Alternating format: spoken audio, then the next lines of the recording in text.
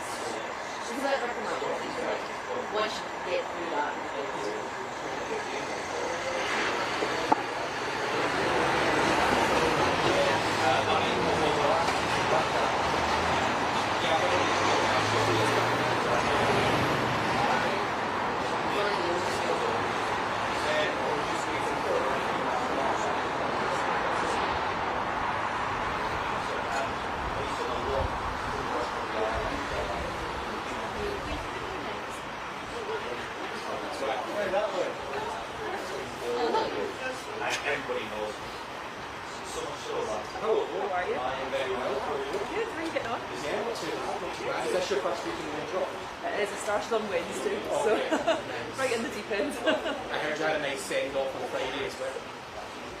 You could say that. Alright. I left at 11:30, so I avoided. I heard you guys had a maneuver booked. I thought that was quite left of field. It was, you're right. Yeah, we had it was like a private room for that, to be fair, so it wasn't like maneuver, but I was like, I recognise this was only Getty's Fusion. I was like, right, I got you. So got that as a throwback. Right. And you guys are younger than me, so that's really I felt every year of it in their best. You felt every year of it on Saturday morning.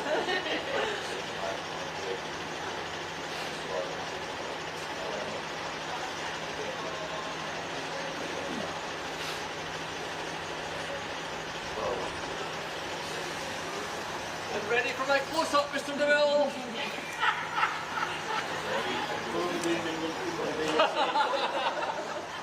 Here they are.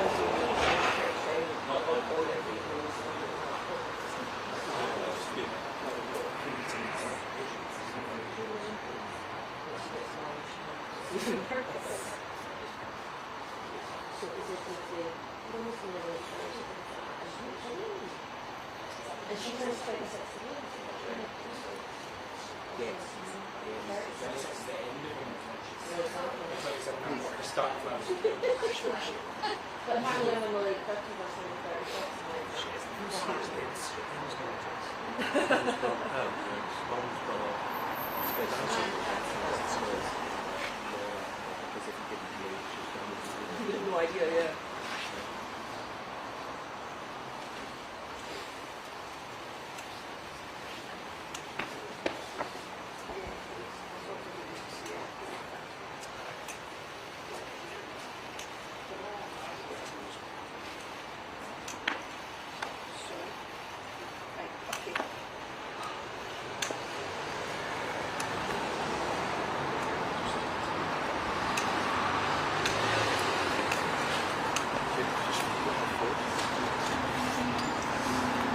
Good afternoon. This is a statement as a solicitor on behalf of Margaret Caldwell and her family following a meeting with the inquiry chair, Lord John Scott.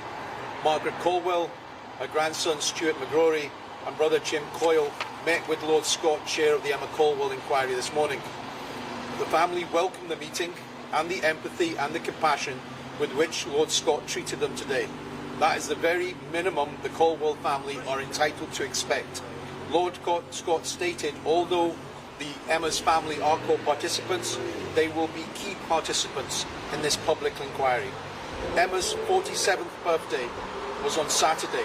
She was 27 when she was murdered. She will never be forgotten. Over the years, many powerful men have made promises to Emma's mother, Margaret, that have repeatedly been betrayed and broken. The test of this inquiry will be whether it follows the evidence. Margaret appreciates the terms of reference required to be broad enough to allow it to do its job, but she remains deeply troubled that they may be used by some parties at a later date to try and avoid accountability. As Margaret said, she did not spend 20 years fighting for the truth to see Police Scotland being excluded from an investigation at any later date in this inquiry. That would be a travesty of justice and a further betrayal of our Emma and the many women who suffers at the hands of the evil man Packer.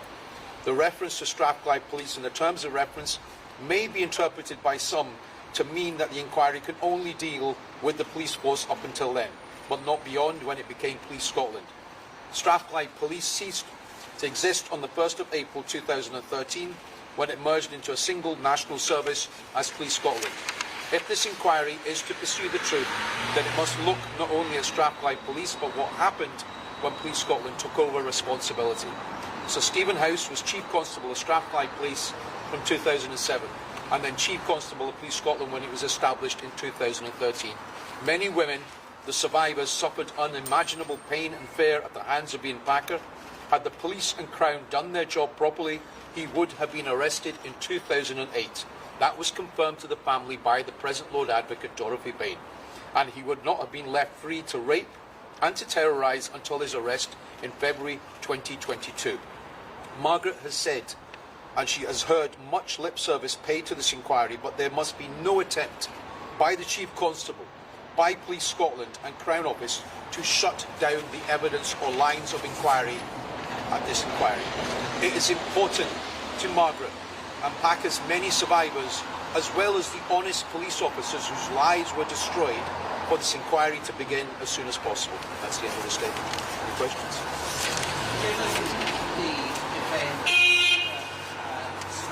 Sorry, can you speak up? Given the events surrounding the Check inquiry and how in latter stages the Police Federation and Crown Office and others reacted to that, do you have any concerns that is their kind of frame of mind going into this one? Concerns remain, as I've stated. Margaret says that she's given a warning to any parties. It's all very well playing lip service to the inquiry at the start of it, as do Police Scotland, as do the Crown Office. The issue is, will they support and back the public inquiry right through to its end? It must be allowed to do its job wherever the line of evidence investigation takes it. That's essential. So, if they try... appreciate the terms of reference are pretty wide, but they're wide for a reason. And the issue at the end of the day remains, why was Packer allowed to remain on the streets? And there should be no arbitrary line drawn to say we won't look beyond 2013, because as I said, the Chief Constable remained the same Chief Constable, the officers remained the same officers, and we had honest police officers whose lives were destroyed, and journalists, of course, including those of the Sunday Mail, who were spied upon on the basis of trying to cover up their own mistakes, the green light that Iain Packer was given to be able to carry on. That man thought he had immunity to carry on and to carry on. Sorry? How confident are you after that meeting that Lord Scott was the man to get Emma's family answers? When Lord Scott was appointed, Margaret Caldwell and her family welcomed the appointment of Lord Scott. He recognised her acting without fear or favour. He has been a criminal practitioner for a number of years before becoming a High Court judge, so he's recognised for the role he's played in this. To date, The issue at the end of the day is not Lord Scott. The issue at the end of the day for the family is whether Police Scotland and the Crown Office will try to obstruct this inquiry, whether Police Scotland and Crown Office will provide full disclosure to this inquiry. That is the issue. The family have confidence within Lord Scott, but this is just the early days.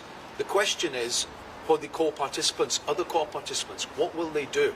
We already know from the Lord Advocate, Dorothy Bain, that files that should have existed from the time that she said in 2008 or before that Iain Packer should be prosecuted, that police officers should be investigated for misconduct. All those files, all those paperwork have disappeared. This is, she found out when she became Lord Advocate. So the issue really becomes, will that be looked at? Will those investigations be carried out? But quite clearly, there were individuals within Crown Office and the police that were determined to ensure the truth never came out. And that determination to avoid the truth meant that Packer remained on the streets for years, and women were raped and terrorised at their hands. And the people who bear responsibility for that were police officers in Strathclyde, police officers in Police Scotland, and those within Crown Office who did not follow the instructions of that individual, now known as our Lord Advocate, Dorothy Bain. Do you have any indication as to the timescale of the inquiry, when it may start giving evidence? We would hope that preliminary hearing, first preliminary hearing, will be taking place towards the end of this year, and then it will accelerate after that. So, to be fair to the inquiry, they can't be tied by that.